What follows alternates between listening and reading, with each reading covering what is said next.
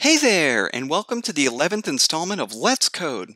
So last time we finished up the guided chat tutorial on socket.io, and boy oh boy was it working mighty fine, but just ugly as all get out. So the last thing we need to do is to slap some styles on those log entries, just to make them a little easier to look at for long periods of time. Which is great, because it means we get to spend some quality time with our good old buddy Less CSS. So it should be fun, more or less? So with our goals in mind, let's code. All right, so the next bit that we have to tackle is getting some styling around our log messages. So it's pretty easy to do. There's a lot of neat things we can do here, but the main thing we're concerned with is just being able at this point to provide separation in between the individual elements, or the individual messages. So if I look here, say I paste a bunch of this stuff in, notice how the text just blends together. Like you can't really tell because everything's all squished together. You can't really tell what the individual messages are. The other thing that's weird about this is this text here is this different size than the actual messages that are here. So it provides a sense of inconsistency between the two. I want my brain to be able to figure out a relative font size and be able to associate that with a specific entity in my application. So that way it helps reduce mental fatigue and things like that. If you can provide consistency in your apps and how things lay out, different sizes, spacings, things like that, it makes it easier on the brain and less fatigue in being able to use your application, from what I've seen anyway. So in order to get started on this, before we start on the styling, let's go ahead and add some dummy data to this, just so it's easier to work with. Every time we hit refresh or this gets refreshed, notice how it clears out, and I don't want to have to keep populating it with data. So let's first get some dummy data in by jumping in here under source.js, and we'll go models app state. And then all we really need to do is populate this initial array with some messages, and they should show up. So let's give this a shot.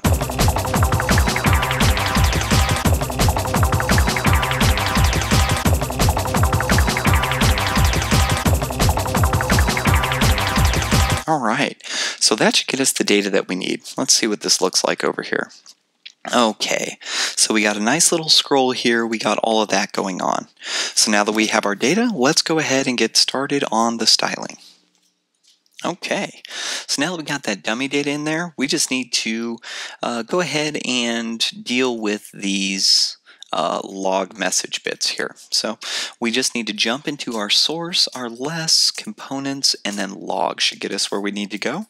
So we have log message as our element inside of the log block. So we have the block of log and our element of message. Okay, so now inside of here, I guess the first thing we should address, it's the easiest thing, and it will help us understand what we need to do with our vertical spacing, because the line height that we have set is relative to the size. I believe it's 1.25 right now, so it will be relative to that size. So the line height will be 25% bigger than the actual line on either side.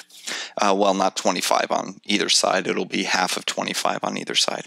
Anyway, enough of that boring stuff. So I believe, again, let's just check this. This is 1.6 rem, which is Deca. So all we need to add here is Deca. And I believe that should get our font size working. Let's wait for that. Yeah, now that looks much better, font size wise. Okay. Yep, so that is the same size. If we look here, inspect element, our font size is 1.6, and this is also 1.6. So that looks really darn good. Except everything, of course, still blends together. So we need to deal with that really quick.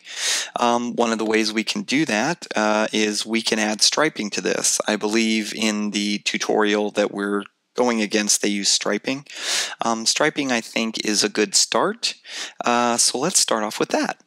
To do that, we will just go ahead and we'll start with every odd element. We'll use nth child, and so every odd nth child, that would be 1 here, and then 3 would be single line. So every odd child should have a stripe on it. So I will get that in really quick.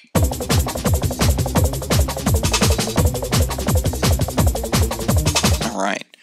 Well, that was really easy to get in there. So now if you look, every odd one has this gray.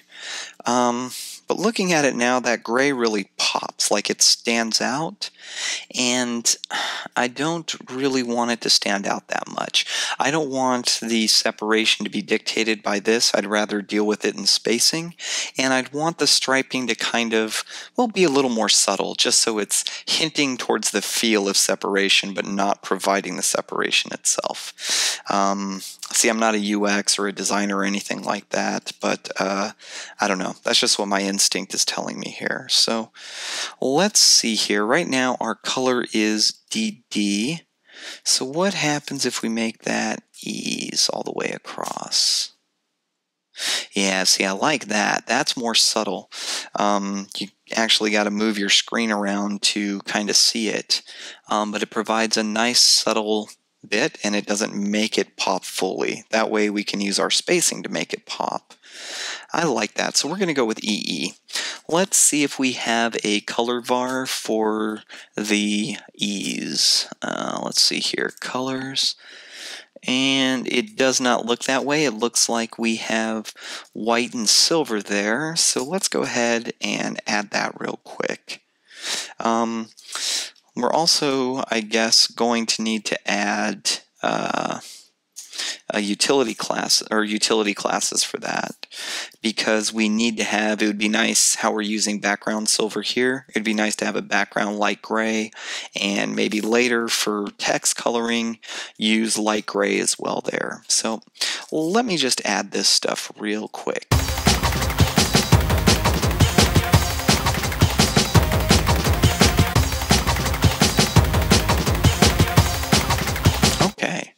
So that looks really, looks like everything built. Let's take a look-see, and it looks like this reloaded. Let's just go ahead and refresh it again just to make sure.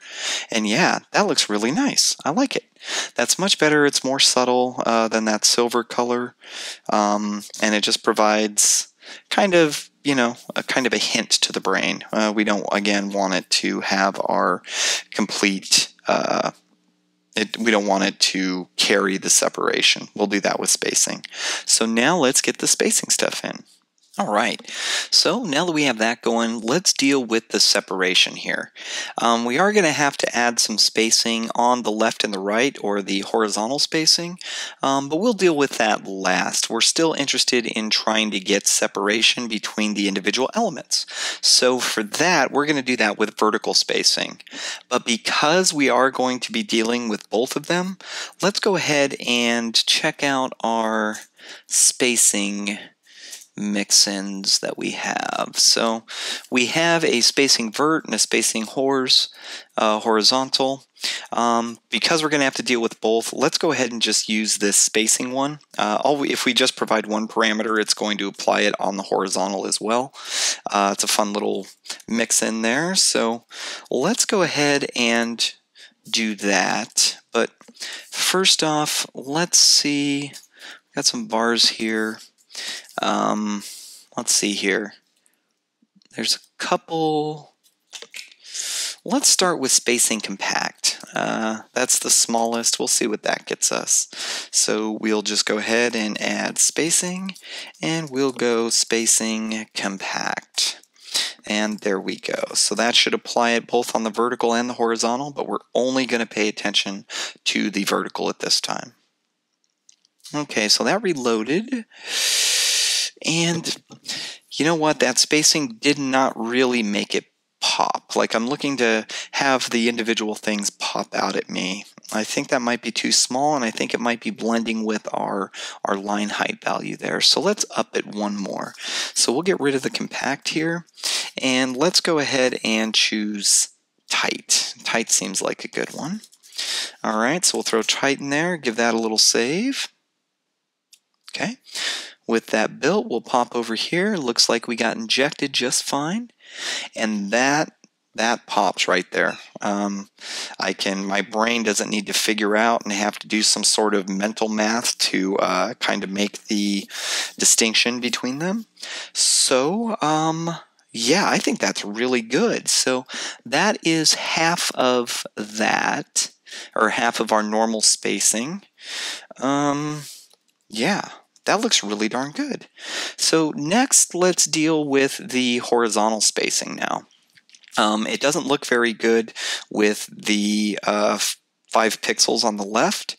It looks okay, I guess, but it kind of feels disjoined from this entry thing. And when we're dealing with the horizontal spacing in this case for a vertical scrolling app, we really only deal with horizontal spacing to line elements up with other elements. So because these are messages, I think that this should align more with these edges here. So what are those? I think it's 10. Let's see here. So we'll go to entry. And yeah, so our padding there, oh, not entry. Oh, that's 10 too. Perfect. So over here, it looks like we have 10 pixels on the left. If we can see that here and here. So with that being 10 pixels, we should make ours 10 pixels and see what that looks like. So that's going to be spacing normal. Let's just add that real quick. Okay, got that added, give it a save. All right, popping over now. You know, that looks pretty darn good. It feels really nice with the vertical spacing, having it be twice of what that is. Let's see here, this is text. So one thing I don't like about this though is this is our main entry bit. And this feels staggered from that. See how it's kind of like a steps? And it's another thing making it feel disjointed and out of place. I think what I want is for this to match up with this. So because I don't think we're doing any borders or anything here, which is good in my opinion. If you can get away with not using borders, it makes lining things up a lot easier. Yeah, so we don't have a border there on the input, no border here. So I think if I just apply 10, it should line that up. So we're already at 10 here. Let's go ahead and do a little bit of silly math and see what that looks like. All right, popping over here. Now that, my friend, looks pretty darn good. It looks like this entry is connected to that. And oh man, and that looks really good with the, how would you say, the vertical spacing. So I really like that. I think we're on to a winner here. One thing I don't like about this though is doing this math in here. I think because it is a multiple of our normal, we should be able to add something here. Or its own variable. So because this should be twice of this, and this is half of that, I would say that tight is the opposite of whatever this is, and the opposite of tight is loose. Man, naming things is hard. So we'll add a spacing loose here, and then let's come here to n, and we'll delete to there and put in loose. So I think that should look good. All right, so we have that. It looks like that still lines up. Let's go ahead and refresh this. And this is text. That is amazing. That feels really nice. Good, I think we're good on this. One thing though is, in looking this over and scrolling up and down, I think our 1.25 line height here, I don't know if that's doing us very well. So let's head up to log, and since line height is something that's inherited, let's go ahead and adjust the line height here to, let's try, it's 1.25, let's try 1.4. Oh, now that looks nice. I can now get, I have good eye movement between reading this and jumping down to the next line. I'm not getting lost. It's easy to tell which line I'm on. I like the 1.4 here, so let's see what it looks like without it. Yeah, that's all horrible. And that looks good. Alright, so let's go ahead and add that, and I think we have the spacing for all this and all of the log stuff done. That was actually a lot easier than I thought it was going to be. So let's do a line height of 1. What was it, 4? Yeah, we'll do 1.4. So basically we'll have 0.2 of the line on either side, or 0.2 of whatever the height is for the font on either side of this to provide the spacing between the lines. And that looks amazing. Okay. So yeah, that's easy to read. I wouldn't mind looking at this all day. Everything feels pretty darn good about this. So let's go ahead and get a commit in there. Alright, so before we get our commit in there, one of the things that's bumming me out is this this value in here. If you notice, most of the stuff in here is all variables or mix-ins. We don't have anything that's an actual value. So what we want to do is, I think, set this up as a variable somewhere. So let's go ahead and we'll awk into, let's see, we'll look for line height in source.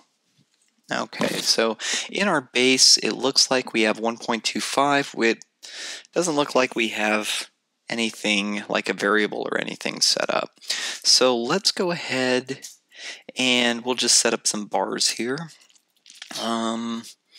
And let's see here. We'll go down into typo and let's go line height base, and we're going to call this 1.25, and then we'll do line height, and we'll call this one block, for block text or something like that, and we will make this 1.4. Okay, so we'll keep that. Now we need to replace the 1.25 in, what was that, base? So, here it is, under body. So here, let's go ahead and shut that. We'll delete to here, and we'll go line height base. Okay, so that should build that just fine. And here, where our 1.4 is, we will go line height, and we'll do that as block. So that should line up nicely with that, and everything should be beautiful there. Let's make sure we have everything being applied as we expect. Nothing seems a little messed up or anything. And log message, or I guess it's log, huh? Log has a line height of 1.4. So that's good. And if we look at our body is still 1.25. Okay, so anyway, that just seems a lot nicer. That way we can get some consistency in our app. So I think we are ready to get this feller committed. So let's see what that change did. Okay, so let's see what we have. We'll do a GD. Oh, we still got our dummy data in there. So let's GCO, and we're going to check out source.js, models, and app state. Okay, so now we'll do a GD, and There we go, putting in our line height in base to our new variable. Here we are setting up log. We added the line height there against our new variable. Set up our spacing with our new loose variable, and we set up that striping with our new color. Oh boy, all kinds of new stuff. Here we're defining our utility classes for the light gray and the background light gray. And there's our light gray variable, and then here we are doing our loose variable, and we should have, yep, there's our new line height variable. So this is good. So let's go ahead and we'll create a branch called, what the heck should we call this feller? We'll call this log styles. Okay, got a new branch. Let's see how much we're committing against it. Yep. All right, so we'll git commit all, and we're going to say added log element styles and lipstick on line height. There we go. So we are now committed and good to go. That's going to do it for this segment. Be sure to come back next time where we'll be laying the foundation to allow users to specify nicknames in order to identify where the messages are coming from and whatnot. So we'll be able to jump back into Mithril, and we'll probably start talking a little bit about unit testing some of this stuff now that our foundation is becoming a lot cleaner and we're starting to get a hold of the interactions. So if you want to stay up to date with all the latest videos, be sure to hit subscribe. And if you want to like, comment, anything like that, your feedback is greatly appreciated. So until next time, remember, if you find yourself bored in life, chances are you're probably not doing it right.